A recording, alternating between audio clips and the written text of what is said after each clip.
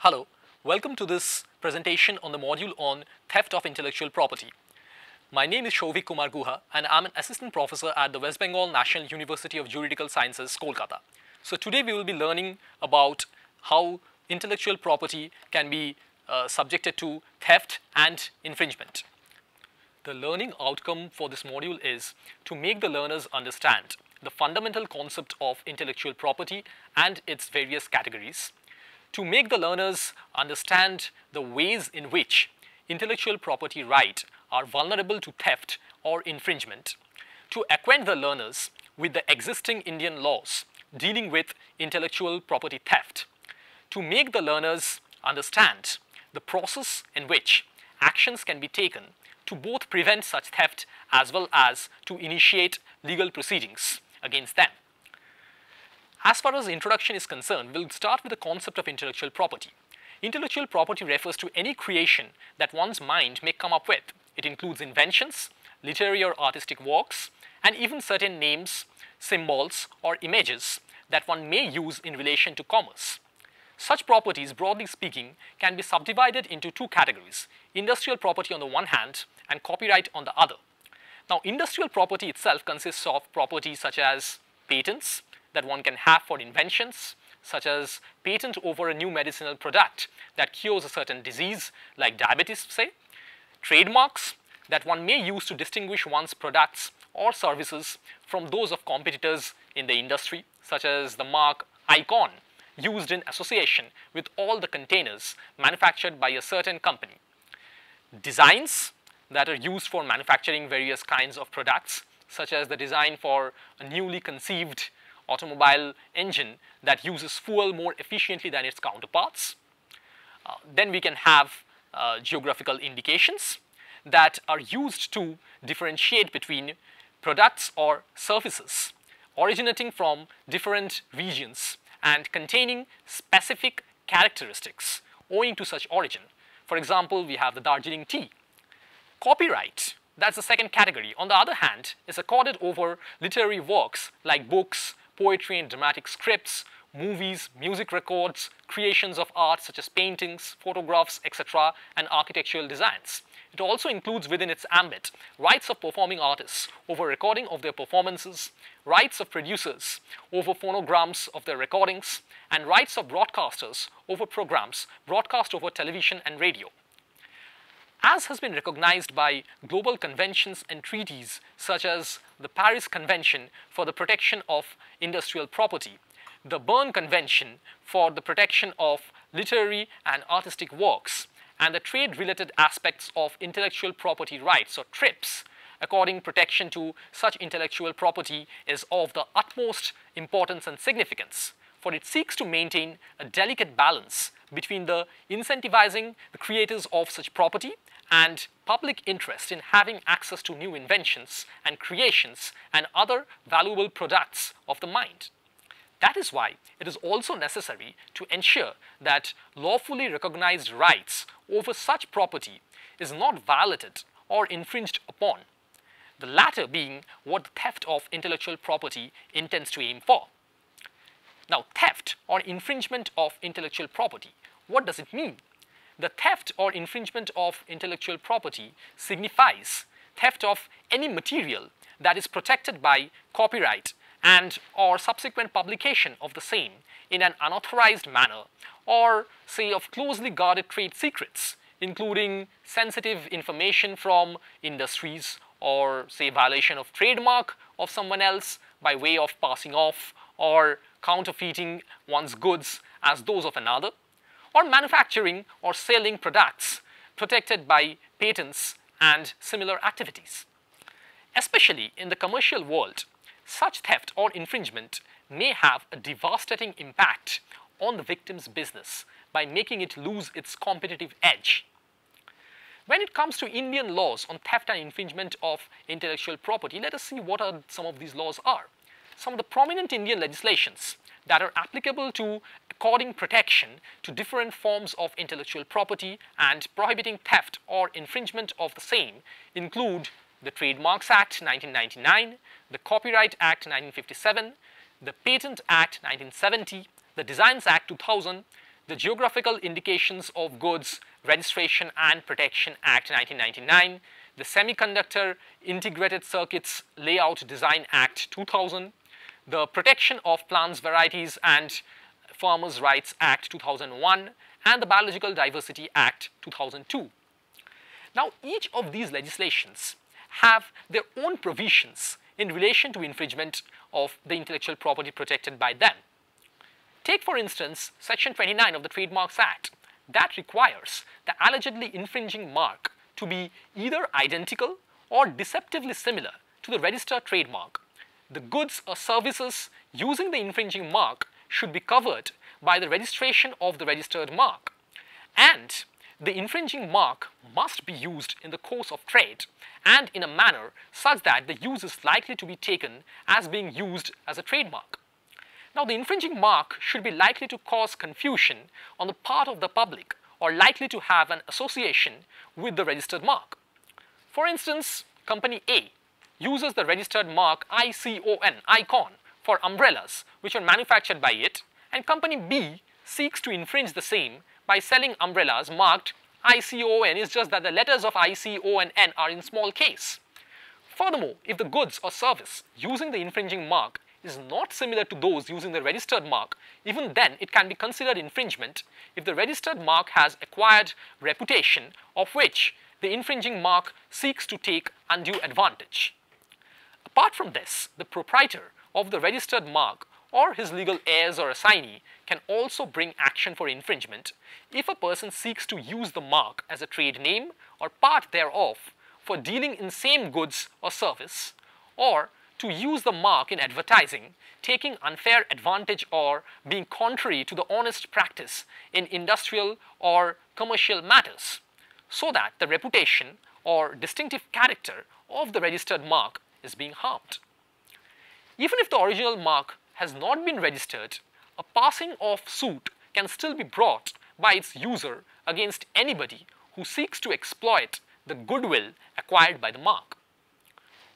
Similarly, we can have Section 51 of the Copyright Act, which addresses infringement as any activity by any person without an appropriate license to do anything that the owner of the copyright has an exclusive right to do, such as right to reproduce, right to publish, right to modify, right to translate, etc., etc., subject to the statutory exceptions such as fair use as prescribed under Section 52 of the Copyright Act.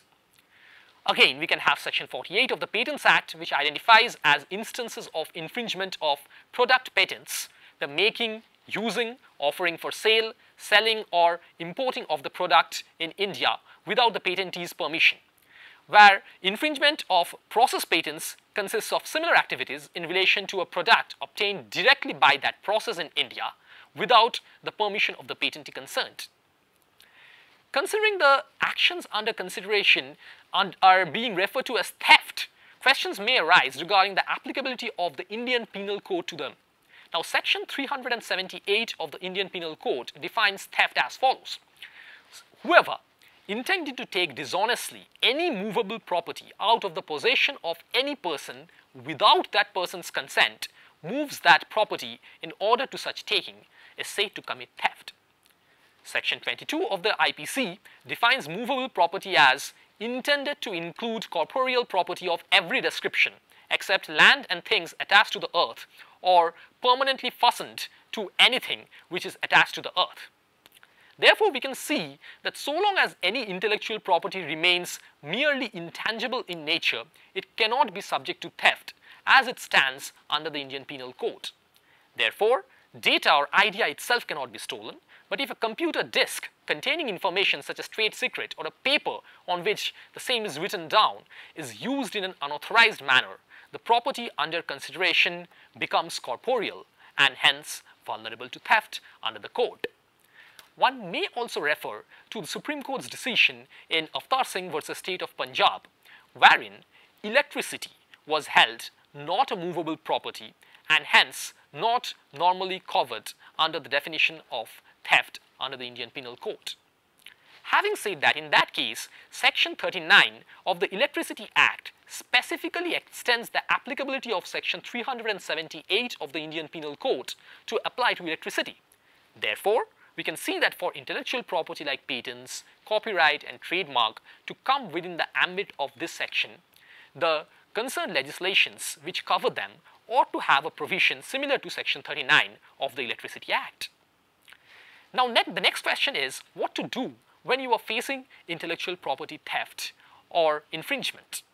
The very first step towards addressing the concern of theft of intellectual property is to identify which kind of intellectual property one is dealing with. It is only then that one would be able to determine what sort of rights the concerned owner of such property has or does not have.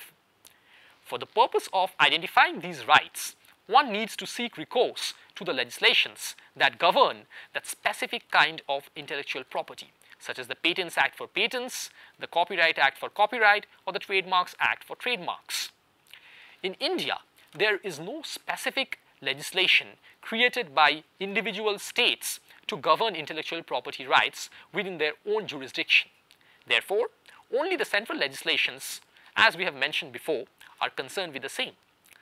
While certain categories of intellectual property need not be compulsorily registered so as to be accorded protection over, such as copyright, still others need to be registered before one can allege infringement of the same, such as trademark or patent.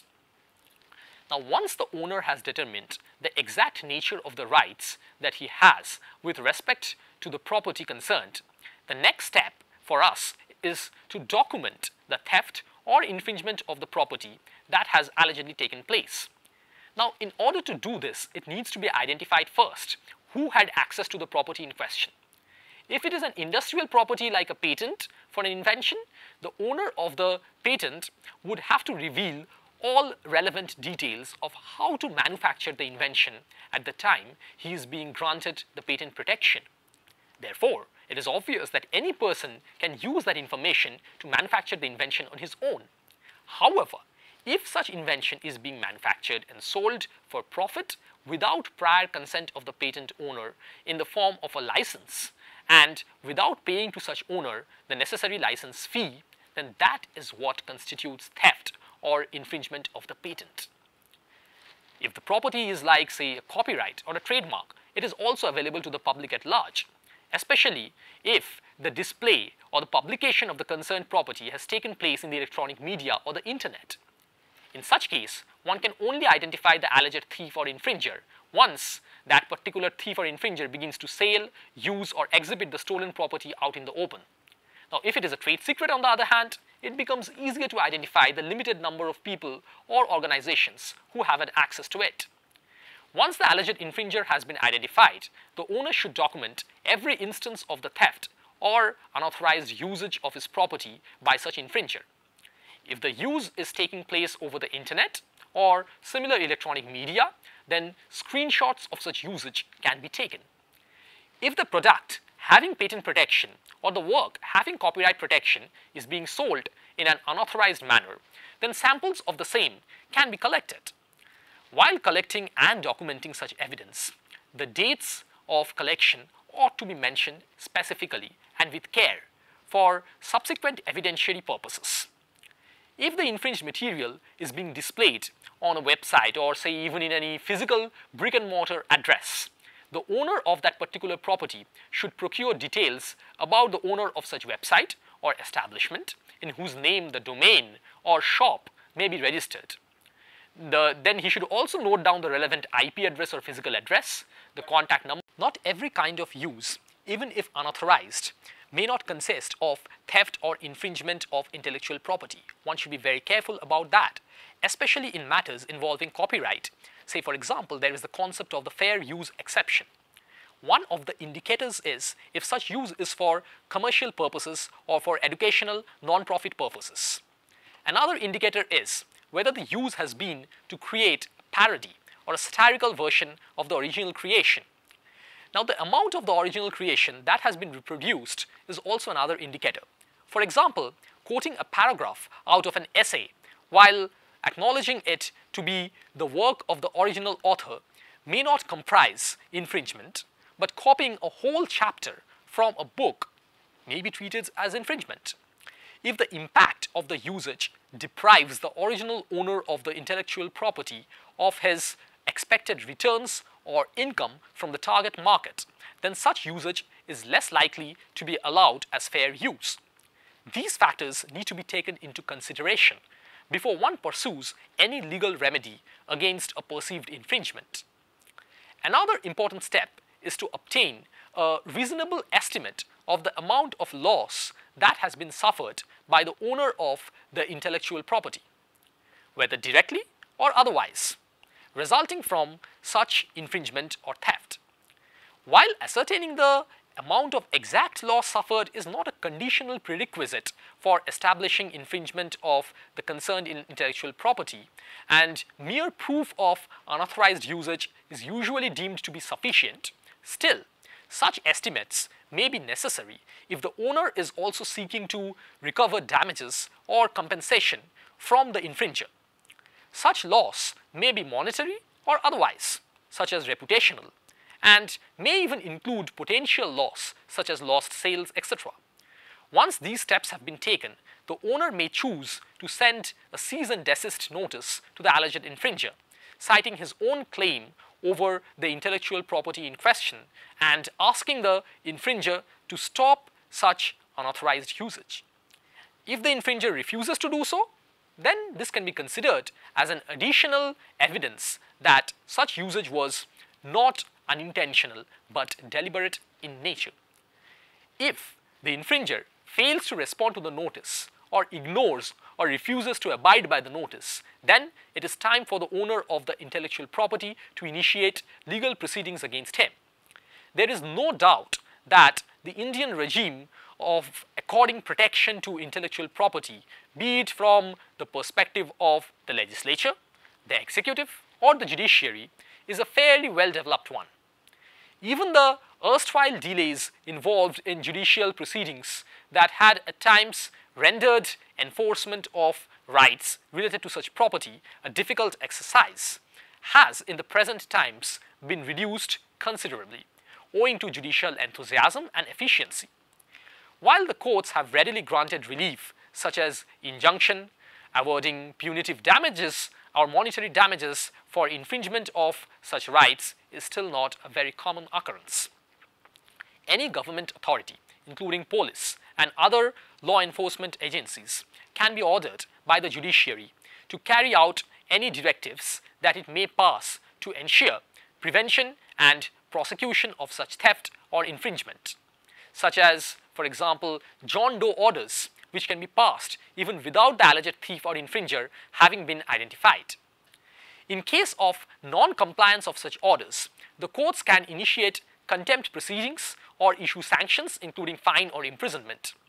In case a civil suit has been filed by the owner of intellectual property against infringement, he can claim several kinds of relief such as permanent injunction preventing continuing unauthorized usage, interim injunction pending final decision in the suit, damages or compensation, seeking accounts from the infringer of all the profits that he might have gained out of such usage and directing him to hand over any profits to the original owner.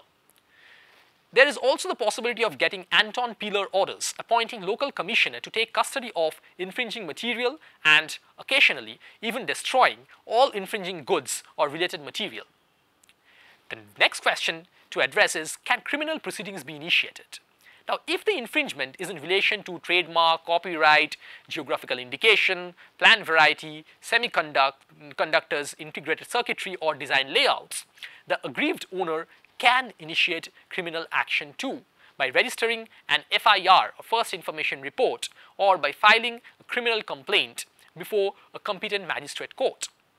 He can also apply to the court to issue warrants for search and seizure and order the police to raid the premises where infringement might be taking place, as well as arrest the people involved.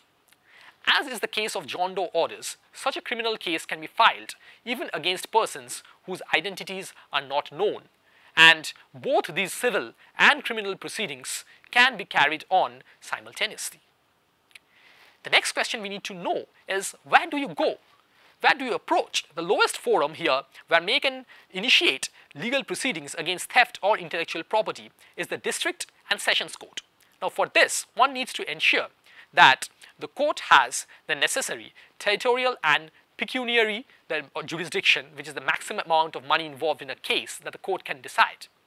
In case there is any high court having original jurisdiction that can hear matters directly and not only as an appeal, that can be said to have territorial jurisdiction over the cause of action, that is the theft in this case.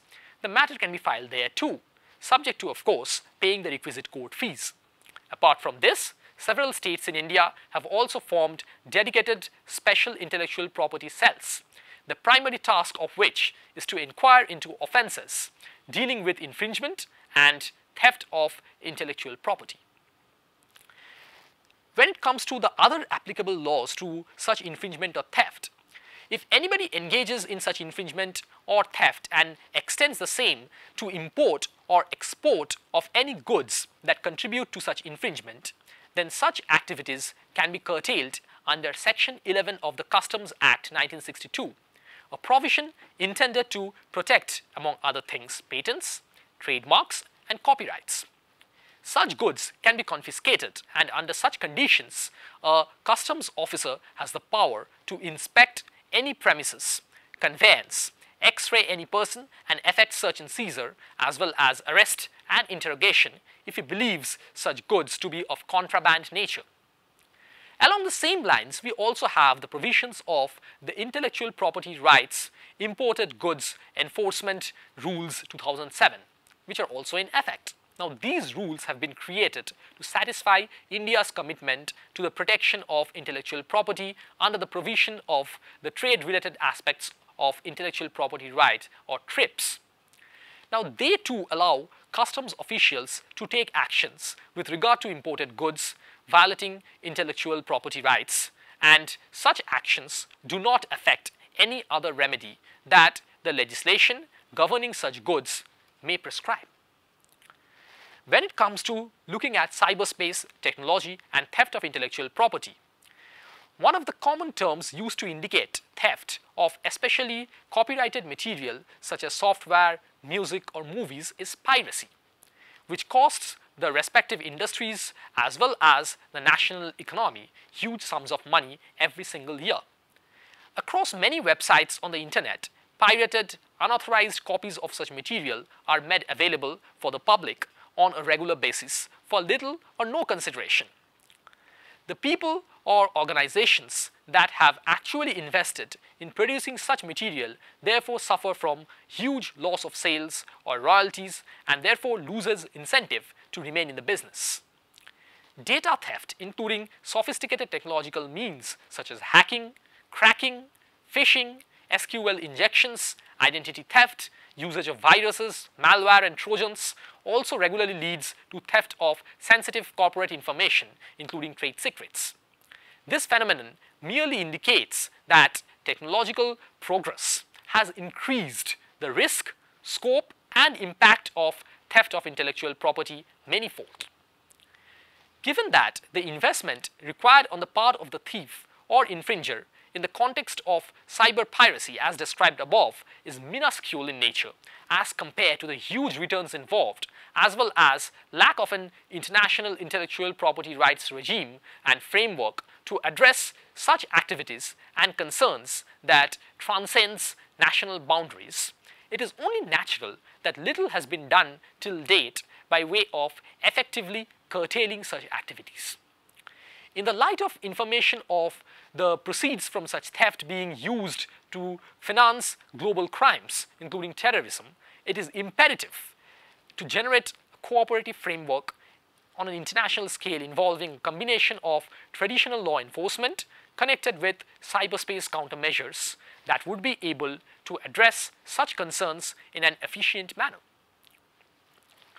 Intellectual property being intangible in nature, especially in this age of technology, the repercussions of its theft can and do transcend geographical boundaries and involve multiple jurisdictions and rules and complicating regular investigative processes such as collective evidence.